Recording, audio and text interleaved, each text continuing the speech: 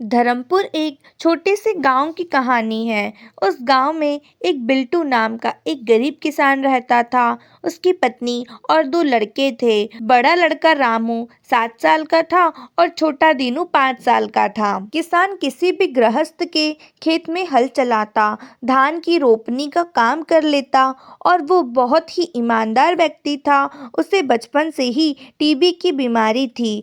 उसकी पत्नी लोगों के घरों में बर्तन मांजने का काम करती थी। एक दिन की बात है, किसान ने खेत में हल चलाते हुए दम तोड़ दिया। गांव वालों ने मिलकर उसका दाह संस्कार कर दिया। उसके बाद उसकी पत्नी किसी तरह चौका बर्तन कर बिल्टू के दोनों बच्चों को पालती थी। 5 साल के बाद वह भी मर गई। दोनों बच्चे अनाथ हो गए। दोनों भाई किसी तरह दुकान में नौकरी करने लगे और किसी तरह अपना भरण पोषण करने लगे। एक दिन रविवार के रोज रामू ने अपने छोटे भाई दीनू से कहा, चलो हम दोनों भाई जायदाद का बैठकर बंटवारा कर लेते हैं। दीनू बोला, क्या बोल रहे हो? हम किससे बंटवारा करेंगे? हमें बंटवारा नहीं करना है। भैया और भाभी बोले, अभी कर लीजिए तो बहुत अच्छा रहेगा। रामू बोला, मेरे पास है क्या? एक भैंस, एक कम्बल है और एक छोटा सा खजूर का पेड़ है।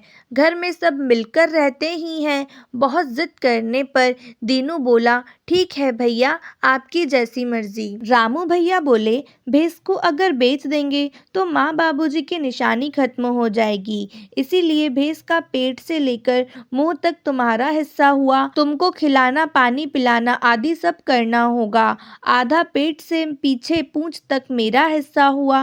भैंस का गोबर हम उठाएंगे। दूसरा सामान कम्बल है, उसको अगर आधा फाड़ देते हो तो दोनों भाई में किसी का काम नहीं होगा। इसलिए दिन में कम्बल तुम रखना और रात में हमें दे देना। तीसरा सामान खजूर का पेड़ रह गया। अगर पेड़ को काट कर बांटोगे तो बाबूजी की निशानी खत्म हो जाएगी। इसीलिए खजूर के पेड़ का नीचे से लेकर बीच तक तुम्हारा हिस्सा हुआ और बीच पेड़ से ऊपर तक हमारा हुआ और दोनों भाई इसी घर में गुजारा कर लेंगे। दीनू भैंस को दिन से रात तक खाना पानी देता था। 6 बजे से 6 बजे शाम तक कंबल रखता था और फिर 6 बजे शाम के बाद रामू को दे देता था। खजूर के पेड़ में पानी देना दीनू का काम था। थोड़े दिन बाद भैंस का बच्चा हुआ।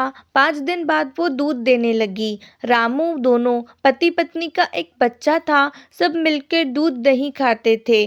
थोड़ा दूध वो दूसरे आदमी को बेच देता था। छोटा भाई दीनू को कभी भी एक गिलास दूध भी नहीं मिलता था, क्योंकि दीनू का हिस्सा तो भैंस के मुंह के तरफ का था, तो दूध कैसे मिलेगा? सिर्फ उसका काम मुंह में चारा खिलाना था। ठंड का समय आया तो कंबल दिन भर दीनू रखता, रात में कंबल रामू ओढ़ता, क्योंकि दीनू का हिस्सा तो दिन भर का था। जब खजूर का पेड़ बड़ा हुआ तब उसमें फल आया, तो पूरा फल तोड़कर रामू ले गया, क्योंकि दीनू का हिस्सा तो पेड़ के जड़ का था। ऐसे ही कुछ दिनों तक चलता रहा। नेक्स्ट पार्ट देखना बिल्कुल मत भूलना। इसके आगे की स्टोरी नेक्स्ट पार्ट में देखेंगे। अगर ये स्टोरी अच्छी लगी हो तो चैनल को सब्सक्राइब करें और वीडियो को लाइक करना बिल्कुल मत भूलें। मिलते हैं अगली स्टोरी में। Thanks for watching.